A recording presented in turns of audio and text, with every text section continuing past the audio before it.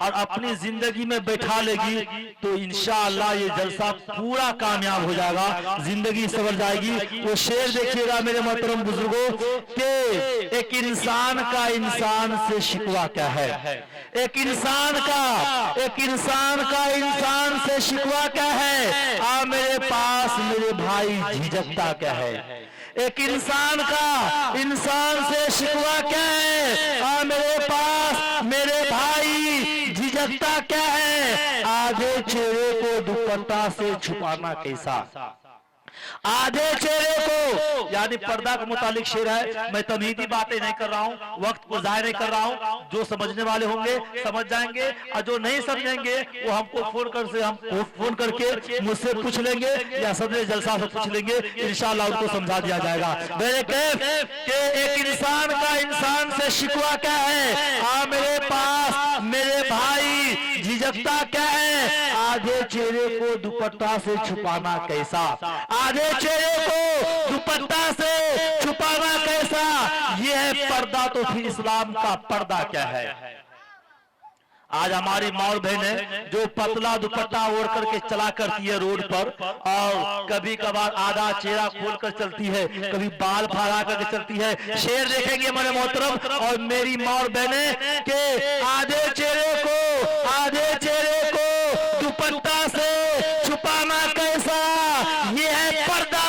तो फिर इस्लाम का पर्दा क्या है। अरे पर्दा तो दूर आवाज ना बाहर जाए, पर्दा तो दूर, पर्दा तो दूर, पर्दा तो दूर आवाज ना बाहर जाए, पर्दा तो दूर आवाज ना बाहर जाए। हुक्म जब ये है तो फैशन का तमाशा क्या है।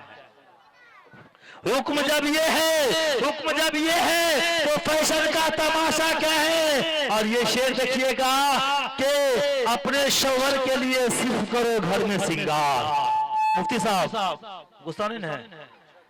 अपने शौहर के लिए, यानी हमारी माँ और बहनें जब घर में रहेगी तो मुसरनी बन के रहेगी, और जब बाहर जाएगी तो 5 घंटा सवरेगी, सजाएगी, लिपस्टिक लगाएगी, क्रीम लगाएगी।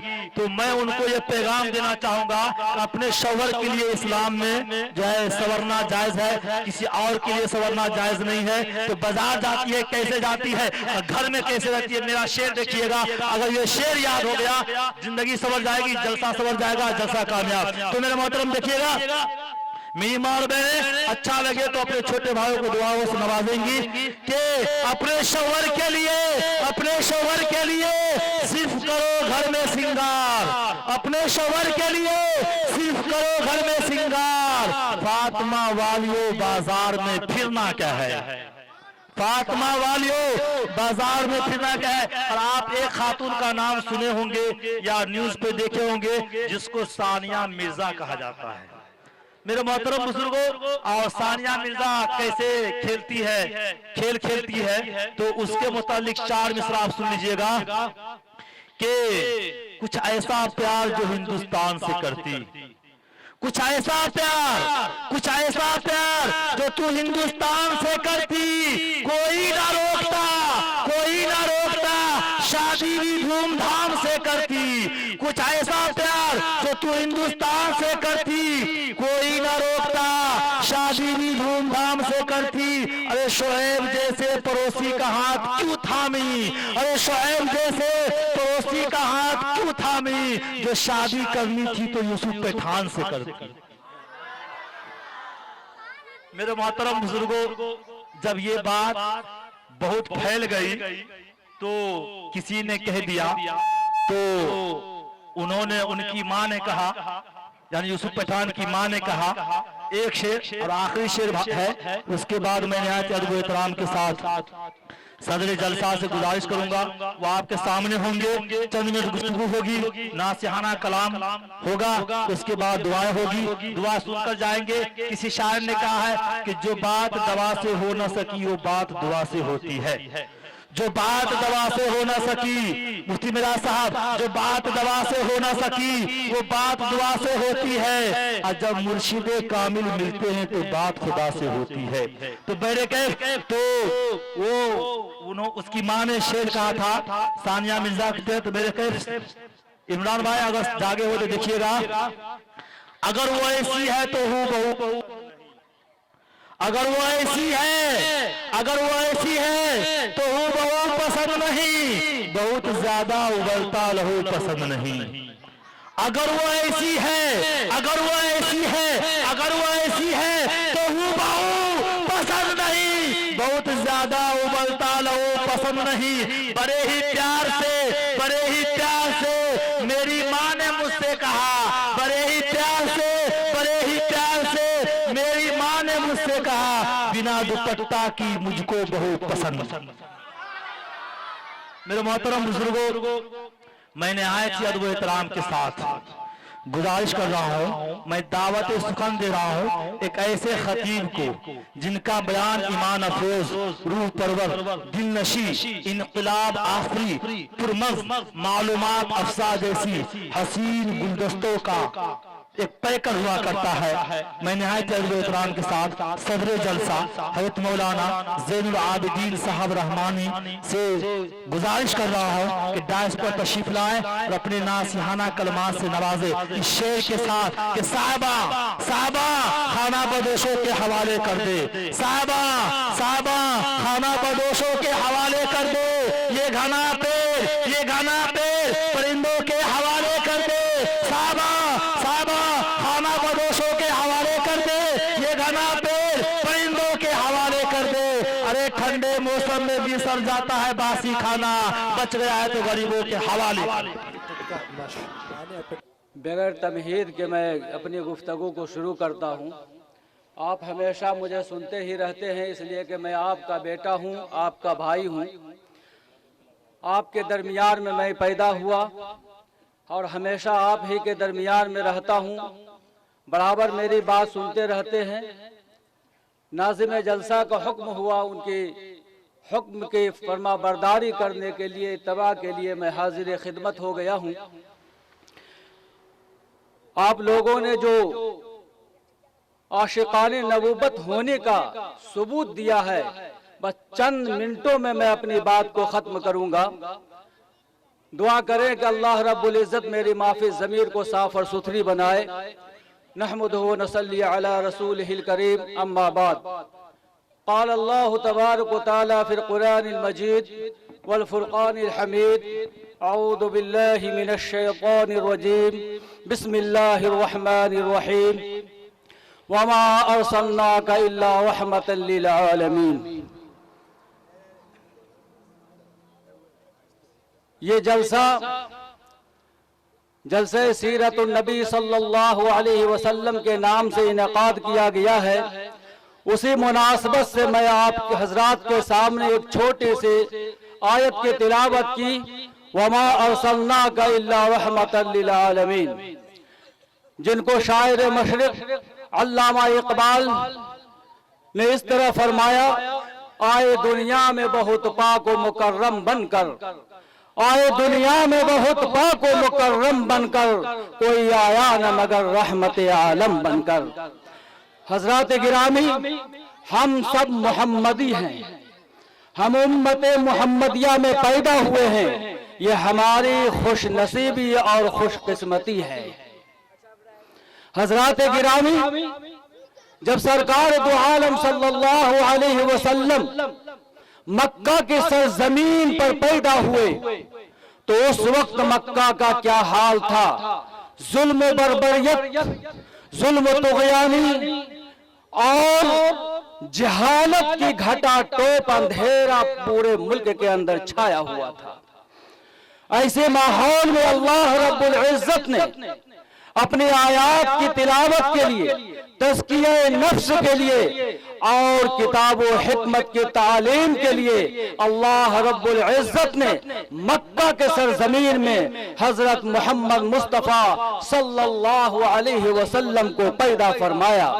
वो पहलुए आमना से हो बैदा, वो पहलुए आमना से हो बैदा, दुआए खलील और नवेद मसीहा। हजरत गिरामी, जब बच्चा पैदा होता है तो रोता हुआ पैदा होता है, लेकिन कुर्बान चाहिए अपने आका के ऊपर कि जब आप पैदा हुए तो आप सजदा करते हुए पैदा हुए। आपकी पेशानी मुबारक सरजमीन मक्का पर पैदा हुए तो पेशानी को जमीन पर रख कर करके पैदा हुए। इस बात की दलील देते हुए पैदा हुए, यानी कि सजदा करना है तमाम उम्मत मुहम्मदिया को। मेरे मोहतरम बुजुर्गों और दोस्तों, अभी साजिद रहमानी जो हमारे दरमियान 20 दिन मुकम्मल रह कर करके हाफिज कुरान है, हमारे दरमियान रह करके पूरे कुरान को सुना करके गए थे। अभी जो भोजपुरी में इन्होंने नाच सुनाया, उसी का मैं थोड़ा सा जो है तफसीर कर दूं, उसके बाद मैं अपनी बात को खत्म करूंगा। पहले जब लोग कि यहाँ बच्चा पैदा होता था तो साल में देहात की औरतें शहर की तरफ जाया करती थी ताकि बच्चों को दूध पिलाने की मुद्दत तक अपने पास रखकर दूध पिलाने के बाद उनके वालिदैन से कुछ मुआवजा मिल जाया करता था। और जिस साल सरकार दो आलम फख्र मौजूदात अहमद मुस्तफा मोहम्मद मुस्तफा सल्लल्लाहु अलैहि वसल्लम पैदा हुए, उस साल भी कई कबीले के औरतें दूध पिलाने के लिए, अपने साथ बच्चे लेने के लिए मक्का की सरजमीन पर जाती हैं, और उसमें हलीमा सादिया रज़ी अल्लाहु अन्हा भी हैं। तमाम औरतें जिनकी सवारी में जान थी, जिनकी सवारी मजबूत थी, जो तेज रफ्तार थी, तेज तेज आगे चल कर करके अपने मन पसंद बच्चों को लेकर कर ले लिया। लेकिन दाई हलीमा सादिया रज़ी अल्लाहु अन्हा कि जिस ऊँटनी पर सवार थी निहायत ही नहीफ नातवा थी, बिल्कुल कमजोर थी, चलने का नाम नहीं ले रही थी, सबसे पीछे पीछे जाती है। तमाम शहर मक्का के बच्चे को औरतों ने अपने साथ में दूध पिलाने के ले लिया। दाई हलीमा सादिया का नसीबा बेदार था, उनकी खुशकिस्मती थी उन औरतों के मुकाबले में जो औरतों का कदम आपके अनवार कदम पर पहुंच कर भी आपको न ले सकी। इनकार कर दिया इस सोच कर करके, अगर इस यतीम बच्चे को मैं अपने साथ ले जाती हूँ, इसे मैं अपनी दूध पिलाती हूँ, तो इनके तो बाप है ही नहीं, मुझे मुआवजा कौन देगा। लेकिन दाई हलीमा सादिया की किस्मत रोशन, वो जाती हैं और सरकार दो आलम जनाब मोहम्मद रसूलुल्लाह सल्लल्लाहु अलैहि वसल्लम को गोद में लेती हैं, और अपनी सवारी पर जब बैठती हैं, वही ऊँटनी जो आने वक्त में आपकी बरकत देखिए, हम जिस नबी की उम्मत हैं, हम जो फख्र से ऐलान करते हैं कि हम उम्मत मुहम्मदिया हैं, हम मुहम्मदी हैं, उनकी बरकत देखिए बचपन ही में कि जो ही दाई हलीमा अपने साथ अपने बच्चे को लेकर करके हजरत मोहम्मद मुस्तफा सल्लल्लाहु अलैहि वसल्लम को अपने ऊँटनी पर सवार होती हैं, वही ऊँटनी जो आने वक्त में सबसे पीछे पीछे थी, वापसी के वक्त में सबसे आगे आगे चल रही है। उनकी तमाम सहेलियों ने, तमाम औरतों ने ये जब सवाल किया कि हलीमा क्या हो गया, कहां से ये जान तुम्हारी सवारी के अंदर आ गई, दाई हलीमा ने कहा कि तुम्हें मालूम नहीं कि मोहम्मद मेरे सवारी को ऊपर सवार है। मेरे मोहतरम बुजुर्गों और दोस्तों, उस नबी की हम उम्मत हैं जिस नबी ने भूख और प्यास को बर्दाश्त किया है, जिस नबी ने तकलीफें उठाई हैं, जिस नबी ने मुशक्कतें बर्दाश्त की हैं, जिस नबी ने आने वाले अपने उम्मती के लिए न जाने क्या क्या जुल्म और सितम को सहा है। ये जो कुफार लोग कहते हैं और डंके के चोट से ये चैलेंज करते हैं और कहते हैं कि इस्लाम तलवार के जोर से फैला है, उनका दावा बिल्कुल गलत है। इसलिए कि इस्लाम तलवार के जोर से नहीं फैला है, इस्लाम इखलाक से फैला है। इस्लाम इखलाक से फैला है। ला इकराहा फिद्दीन, दीन के अंदर कहीं भी जोर और जबरदस्ती नहीं है। सरकार दो आलम सल्लल्लाहु अलैहि वसल्लम ग़ज़वा खंदक का मौका है। एक हल्की सी मिसाल और सरसरी तौर पर मैं आपको कहता हुआ अपनी बात को खत्म करूंगा। ग़ज़वा खंदक का मौका है, दो तरफ से घिरा हुआ है आबादी और एक तीसरे तरफ से बागात हैं, चौथे तरफ दुश्मनों का आने का इम्कान था, खाली पड़ी हुई थी जगह। सरकार दो आलम जनाब मोहम्मद रसूलुल्लाह सल्लल्लाहु अलैहि वसल्लम ने इरशाद फरमाया कि इस खाली तरफ में खंदक खोदा जाए, गड्ढा खोदा जाए। इतने गड्ढा और इतना चौड़ा हो कि कोई भी दुश्मन फलांग कर करके इस पार न आ सके। हजरात गिरामी, सहाबे किराम को हुक्म हुआ, वो सहाबे किराम जिनको दुनिया ही में जन्नती होने की खुशखबरी मिल गई, रज़ी अल्लाह ताला अन्हु, वो तो आपके हर एक इशारा पर मरने के लिए तैयार थे। सहाबे किराम हाथ में कुदाल और गैता लेकर करके शुरू हो गए खोदने के लिए। और यही नहीं कि सिर्फ सरकार दो आलम सल्लल्लाहु अलैहि वसल्लम के सहाबा खोद रहे हैं खंदक को, खुद सरकार मदीना ताजदार अरब जनाब काली कमली वाले हमारे नबी जो शहंशाह दो जहां हैं, उन्होंने भी अपने हाथ में कुदाल लेकर करके खंदक खोदने में शामिल हो जाते हैं। सहाबे किराम खंदक खोदते भेव को प्यास से जो ऐसे कांपने लगते हैं, खाने को कोई चीज मुयस्सर नहीं होती है। सहाबे किराम अपने शिकम पे अतर के ऊपर, अपने पेट के ऊपर पत्थर बांध लेते हैं ताकि पत्थर के भारी वजन से हमारी कमर जो से झुक सके और कुदाल चल सके। लेकिन सरकार के सामने लब कुशाई की जुर्रत किसी सहाबा में नहीं हो रही है कि कुछ बोला जाए जबान से। सहाबे किराम जब देखते थे कि हमारे नबी हमारी तरफ देख रहे हैं, तो सहाबे किराम क्या करते थे, अपने दामन को उठा कर करके दिखाते थे कि या रसूल अल्लाह सल्लल्लाहु अलैहि वसल्लम, आप देखेंगे हमारे पेट पर भूख की वजह से पत्थर बंधा हुआ है, ताकि कहीं से खाने का कुछ इंतजाम हो जाए। जवाब में कुर्बान जाइए अपने नबी के ऊपर। जवाब में सरकार दो आलम फख्र मौजूदात अहमद मुस्तफा मोहम्मद मुस्तफा सल्लल्लाहु अलैहि वसल्लम ने कुछ नहीं फरमाया, बल्कि अपना भी दामन को उठा कर करके दिखा दिया कि मेरे साथी, मेरे सहाबा, अगर तुम्हारे पेट पर एक पत्थर बना हुआ है तो मेरे पेट पे दो पत्थर बंधे हुए हैं। फिर क्या मजाल थी कि सहाबा किराम कोई शिकायत करते। फिर पूरे जोश और लगन के साथ किया और पूरे खंदक को खोद कर करके तैयार कर दिया। कहने का मतलब ये कि इतनी भूख और परेशानी की तकलीफें उठाकर, इतनी मुशक्कतें झेल कर करके ये दीन इस्लाम हम तक पहुंचा है। हम जो समझ रहे हैं कि ये हमारे खानदानी वर्षा में मिला है, हम मुसलमानों के घर में पैदा हो गए, मुसलमान वाला नाम रख लिया और मादरे कुफ्फार को खा लिया, तो समझ गए कि हम मुसलमान हो गए।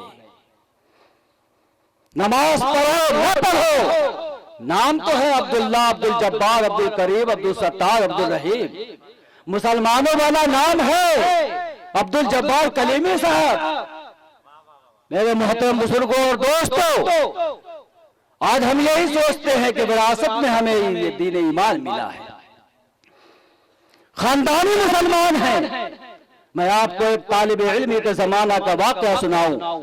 जब मैं जामे रहमानी खानका मुंगेर में तालीम हासिल कर रहा था, पूर्णिया का एक बहुत बड़ा महात्मा, बहुत बड़े पंडित, पूरे भगवा जुब्बा से लैस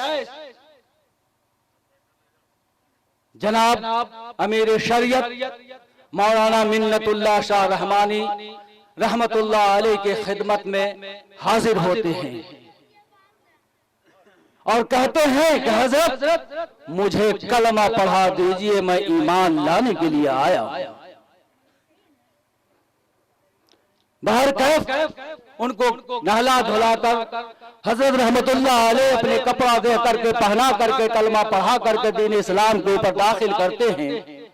उनका नाम अब्दुल्ला रखा जाता है। और जब वो सुबह की नमाज की अजान होती थी तो हर एक दरवाजा पे आकर के दस्तक देकर करके खटखटा करके तालिब इल्म को बेदार करते थे, जगाते थे कि उठ जाओ, अजान हो चुकी है, नमाज के लिए मस्जिद चलो। तालिब इल्मी का जमाना होता है, रात तक पढ़ना होता है, 1 बजे 2 बजे रात बच जाती है पढ़ने लिखने में।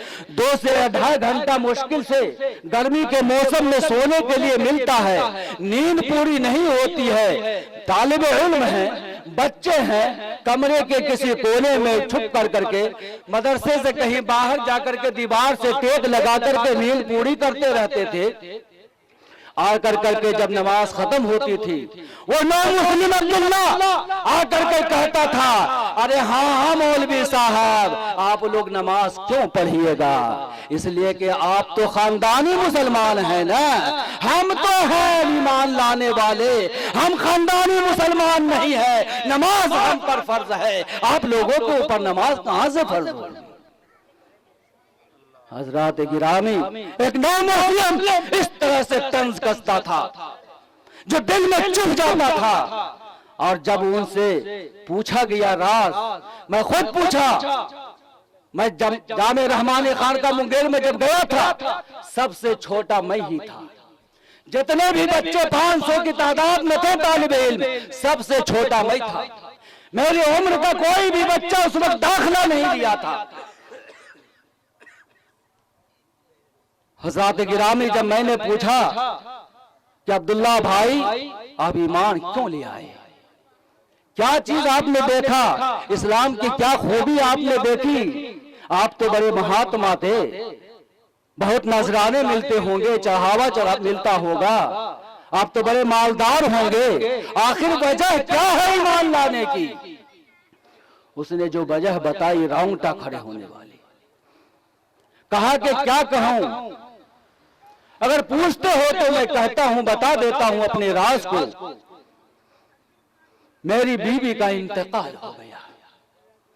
वो बीवी जो मेरी बीवी पर्दा नशी थी, घर से कदम बाहर नहीं निकालती थी, मेरी बीवी की हयात में रहते हुए, मेरी बीवी के जिंदा रहते हुए कोई भी मेरी बीवी की चेहरा तो दूर की बात, मेरी बीवी के पैर भी नहीं देखा।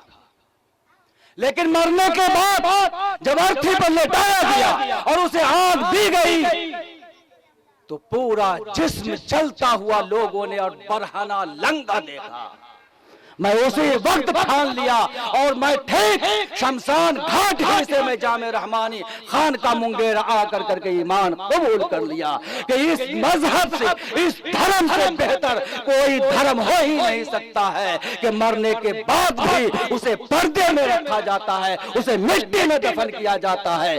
वो धर्म ही कैसा जो बीवी का मेरे कोई चेहरा तक नहीं देखा, मेरी बीवी के तलवार तक नहीं देखा, और मरने के बाद पूरे जिस्म नंगेपन में सब तमाम लोगों ने देख लिया। वो मजहब ही मजहब क्या, वो धर्म ही धर्म क्या, इसलिए मैंने ईमान ले आया।